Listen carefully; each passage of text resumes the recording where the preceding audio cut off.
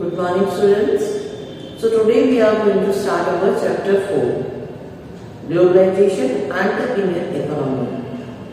So firstly we have to know what is globalization. हमें ये जानना होगा कि ग्लोबलाइजेशन क्या है। इससे पहले हम एमएनसीज के बारे में पढ़ चुके हैं, मल्टीनेशनल कंपनीज। आखिर ये एमएनसीज काम कैसे करती हैं, ये पूरे विश्व में जाकर कैसे व्यापार करती हैं, वो ग्लोबलाइजेशन से होते हैं। ग्लोबलाइजेशन मतलब एक ऐसा मार्केटिंग सिस्टम जिसमें ग्लोबली यानी कि दुनिया में हर जगह जाकर आप अपना सामान सेल कर सकते हैं। उसके अपने रूल और रेगुलेशंस हैं, अपने सिस्टम है, उन सबको फॉलो करते हुए उन्हें क्या करना पड़ता है, व्यापार करना पड़ता है। जब ग्लोबलाइजेशन हुआ या ग्लोबलाइजेशन से भारत की अर्थव्यवस्था पे या भारत की कमाई पे या हमारी इकोनॉमी को कितना सपोर्ट मिला या कितना डिमेरिट्स या कितनी प्रॉब्लम फेस हुई, ये हम इस लेसन में पढ़ने जा रहे हैं। इस लेसन में हम ये देखेंगे कई सारे फैक्टर है। ग्लोबलाइजेशन ऐसा सिस्टम है जो इजीली कंडक्ट नहीं हो सकता, उसके लिए बहुत सारी चीजों को साथ होना जरूरी है। हर देश को एक दूसरे के साथ एकोमोडेट करना, ऐसे कानून और ऐसी टेक्नोलॉजी का होना जो कि क्या करती है, सपोर्ट करती है ग्लोबलाइजेशन को। गवर्नमेंट के अंदर से ट्रेड बैरियर्स को हटाना ताकि बाहर के देश आ सके और व्यापार कर सके, या दूसरे गवर्नमेंट जो है वो अपने बैरियर्स में फ्लेक्सिबिलिटी लेके आए ताकि हमारी गवर्नमेंट जो है वहां जाकर हमारी जो क्या कह सकते हैं टेक्सटाइल इंडस्ट्रीज जो है वो वहां जाकर व्यापार कर सके। ऐसी बहुत सारी चीजें इसके अंदर है। ये एक और चीज है जो ग्लोबलाइजेशन सिर्फ व्यापारिक इकोनॉमी सिस्टम को ही ट्रांसफर नहीं करता या ट्रांसपोर्ट नहीं करता, परंतु उसके साथ डायमेंशनल है, बहुत सारी अलग अलग चीजें भी डेवलप होती है। जिसके अंदर हम देखें तो कि कोई नया आते हैं तो उनका कल्चर लेके आते हैं, देन पॉलिटिकल चेंजेस आते हैं, सोशल चेंजेस, इकोनॉमिकल चेंजेस, सब जो है ग्लोबलाइजेशन के साथ क्या होता है, एक्टिव होता है और उसके अंदर उसका असर देख सकते हैं।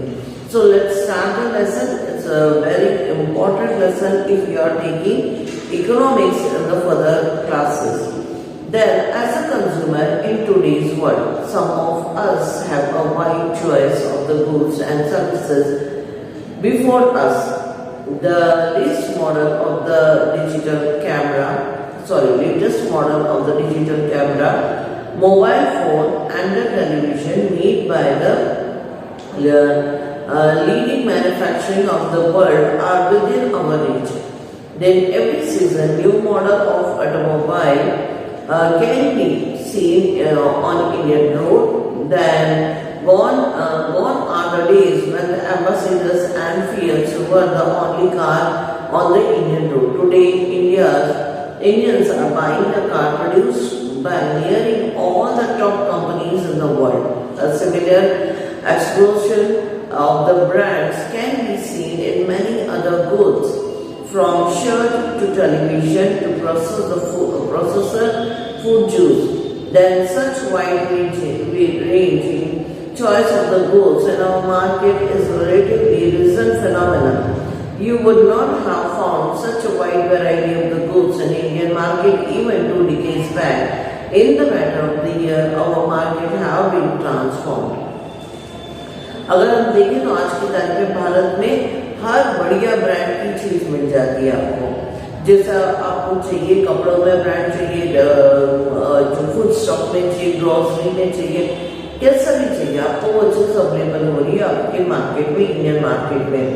ये मार्केट का जो इतना तेजी से बदलाव हुआ और जो हम कह सकते हैं कि मार्केट के अंदर इतनी वैरायटी जैसा चाहिए वैसा मिल रहा है सामान। तो आपने देखे तो दो दशक यानी 20 साल पहले ऐसा कुछ नहीं था।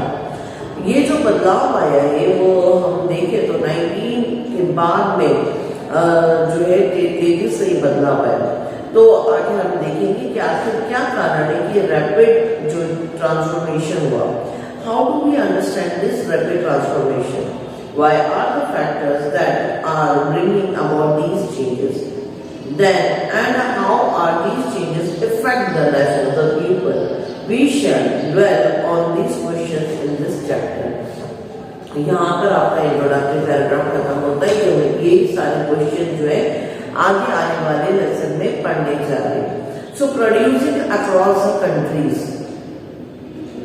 कई सारे देशों में किसी चीजों का उत्पादन करने की क्षमता, या हम कहेंगे प्रोडक्शन, अलग अलग देशों में प्रोडक्शन करना, ये सिस्टम जो है वो डेवलप किया गया.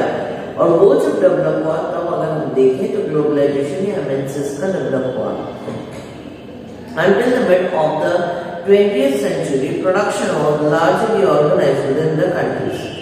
Well, then, what across the boundaries of these countries were raw material, foodstuff, finished goods. Colonies such as the Indian export the raw material and the foodstuff and import the finished goods. Trade was the main channel connecting the distant country. This was before a large company called multinational companies, MNCs, emerged on the screen. MNC, underlying company, is a company that own or control the production in many more than one nation. MNC set up underlying offices and factories for the production in the region where they can get cheap labor and the resources. This is done so that the cost of the production is low and the MNC can earn great profit. Consider the following example. अगर हम देखें तो 20th शताब्दी के मध्यकाल में से बहुत तेजी से परिवर्तन हुआ. कई देश जो है डेमोक्रेसी में आ गए थे, पॉलिटिकल स्टैब्लिश हो चुके थे. जब वो पॉलिटिकली स्टैब्लिश हो गए, अब इकोनॉमिकल डेवलपमेंट चाह रहे हैं और इकोनॉमिकल डेवलपमेंट में वो जगह जगह देख चुके हैं. उनको मालूम है कहाँ रिसोर्सेज है, कहाँ पॉपुलेशन है, कहाँ मार्केट है, और इन सब चीजों को मद्देनजर रखकर वो अपनी बॉर्डर्स के बाहर जाकर काम करना शुरू किए. अगर हम देखें तो कॉलोनीज जो थी, जैसे ब्रिटिश काल में जो कॉलोनीज थी, ये कॉलोनीज जो थी वो यही काम करती थी कि देश विदेश से रॉ मटेरियल इकट्ठा करती थी और उसको क्या करती थी, यूटिलाइज करती थी एज अ रिसोर्स. देन अगर हम देखें तो यही चीज बात में भी हम देख सकते हैं, जो कई चैनल, कई अलग अलग तरीके से व्यापार को बढ़ाना, रिसोर्सेज को एक्यूमुलेट करना, और रिसोर्सेज से बड़ी कंपनियां जो है अपना मुनाफा कमाने के लिए प्रोडक्शन देती है, कई जगह से इकट्ठा किया, बनाया और उसको वापस से सेंड आउट कर दिया कई जगह के लिए. That was the MNC. Okay, multinational corporation बोलो या मल्टी कॉर्पोरेशनल सिस्टम बोलो या मल्टीनेशनल जो हम कह सकते हैं कॉर्पोरेशनल सिस्टम बोल सकते हैं. सभी का अगर देखें तो काम एक ही तरह से हो रहा है कि रिसोर्सेज लाइन जहाँ पे सस्ता है, जहाँ मजदूरी सस्ती है, जहाँ रॉ मटेरियल सस्ता है और जहाँ पे अच्छे से काम हो सकता है कम पैसे में, और जब बन जाए सामान तो उसको अच्छी लागत में क्या करते बेचे ताकि अच्छा मुनाफा कमाया जा सके. यहाँ पर एक एग्जाम्पल है, नीचे आप देख सकते हैं, spreading of the production by an MNC. A large MNC producing the industrial equipments. Design जो है इसका कहाँ बन रहा है, यूनाइटेड स्टेट में. इसके कंपोनेंट, इसके अवयव यानी कि अंदर लगने वाली जो मशीनें हैं वो बन रही है चाइना में. देन ये सब जा रहा है बनाने के बाद मैक्सिको में जो ईस्टर्न यूरोप में है, वहां पर इसको पूरा क्या किया जाता है, असेंबल किया जाता है, इकट्ठा बनाया जाता है और फिर पूरे देश में, पूरी दुनिया में बेचा जाता है. अगर हम देखें तो बेचने के लिए जो मार्केट बनाता है वो है, यानी कस्टमर केयर सिस्टम जो है वो स्टैब्लिश किया जाता है इंडिया में.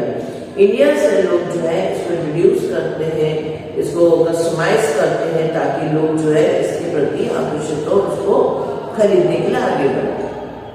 Now in this example, MNC is not only selling its finished product globally, but More important, the goods and the services are produced globally. As a result, the production is organized in increasingly complex way.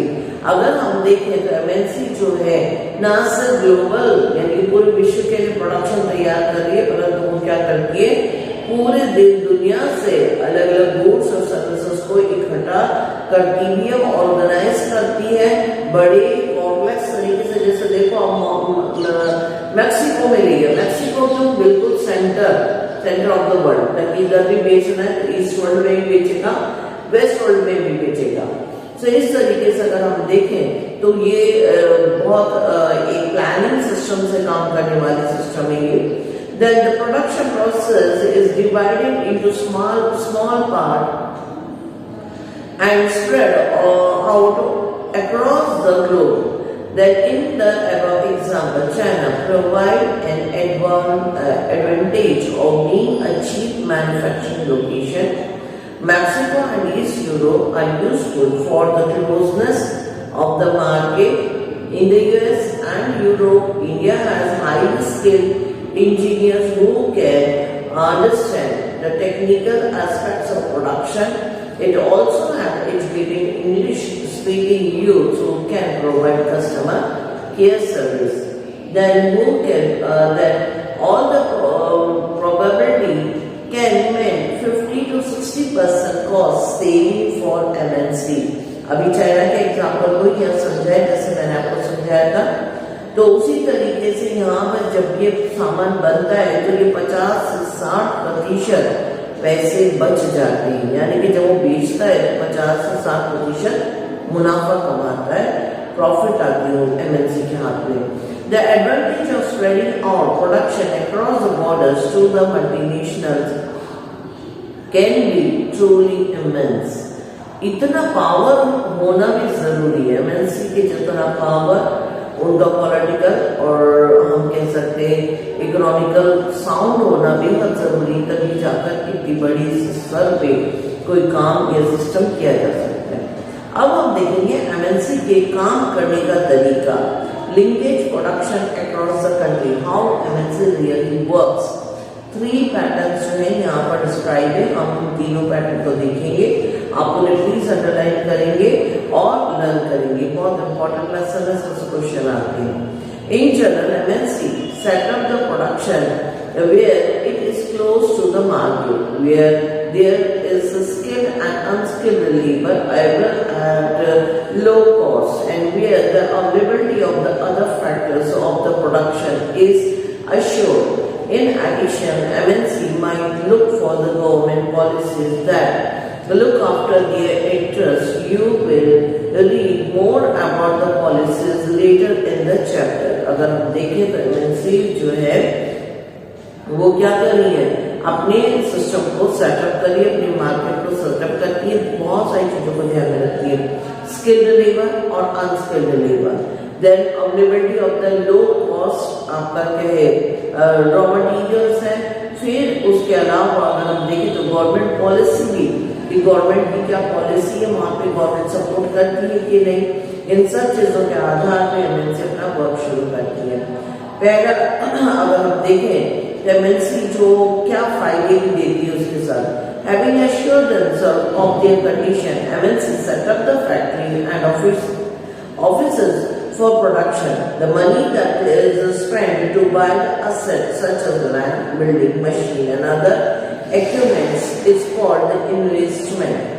The investment made by the MNC is called foreign investment. Who doesn't want that? You know.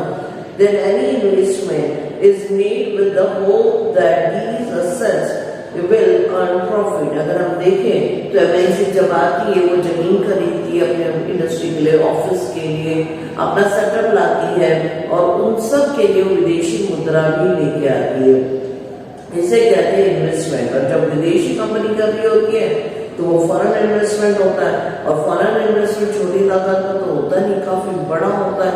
Ultimately ये हमारे देश के लिए काफी मुनाफे का काम होता है, यानी कि काफी बड़े पैमाने में हमें क्या मिलता है, फॉरेन करेंसी अवेलेबल होती है, जिससे हमारे देश में जो अर्थव्यवस्था उसको हैंडल करने में हेल्प मिलती है।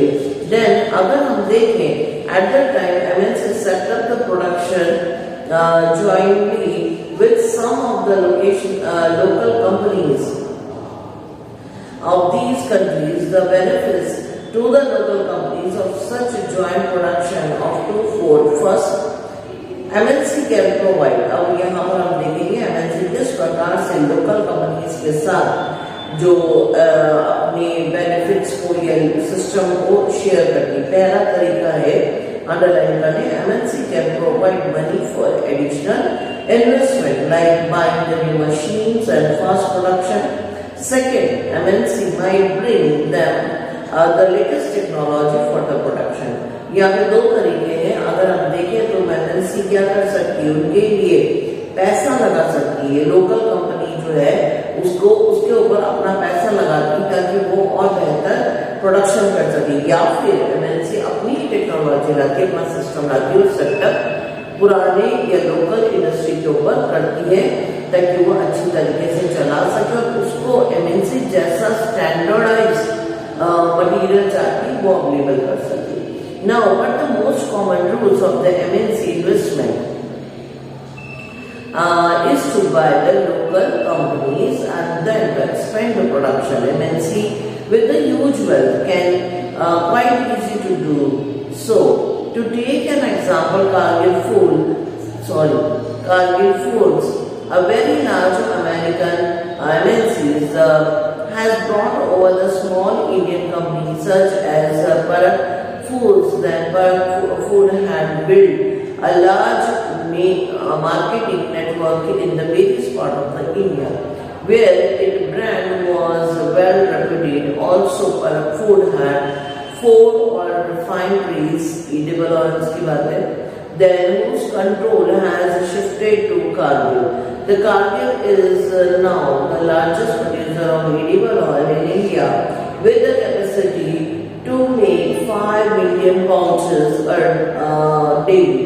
In fact, many of the top MNCs have the wealth exceeding the entire budget of a developing country government. With such immense wealth, imagine the power of the influence of these MNCs. अगर हम देखें तो दो तरीके वो हैं। अब तो हम यहाँ आगे एक और तरीका देख रहे। ज्यादातर MNC जो है कोशिश करती है कि कोई ब्रांडेड लोकल कंपनी है जिसका नाम बहुत अच्छे से चल रहा है, उस कंपनी को काफी पैसा देकर परचेज करना, उसके ब्रांड को खरीद लेना और फिर उसमें अपना प्रोडक्शन लेना। अगर हम देखें तो यहाँ पर एग्जांपल दिया है एक अमेरिकन MNC कंपनी का जो क्या करती, भारत फूड्स जो है उसका इंडस्ट्री को ले लेती, खरीद लेती है। MNC के पास इतना पैसा है, जैसे सर बताया कि एक डेवलपिंग देश का जो बजट होता है ना, उससे ज्यादा इसके पास पैसा होता है लगाने के लिए। तो इतना पैसा देकर तो किसी देश को भी खरीद सके, अल्टीमेटली कानून को खरीद सके, चीजों को खरीद सके। अल्टीमेटली यही कारण है कि वो क्या करते हैं, इजीली जो किसी भी इंडस्ट्रियलिस्ट को रजामंद कर सकते हैं कि वो क्या कर सके, कर सकता है, उनकी इंडस्ट्रीज को परचेज कर सकते हैं। अब आ रहा है दूसरा तरीका, there is another way in which MNC control the production. Large MNC in the developed country place order for the production with a small producer, garment, footwear, sports item are example of industries where the production is carried out in the large number of the small producers around the world. The producers are supplied to the MNCs which are sold here under their own brand's name and the customers.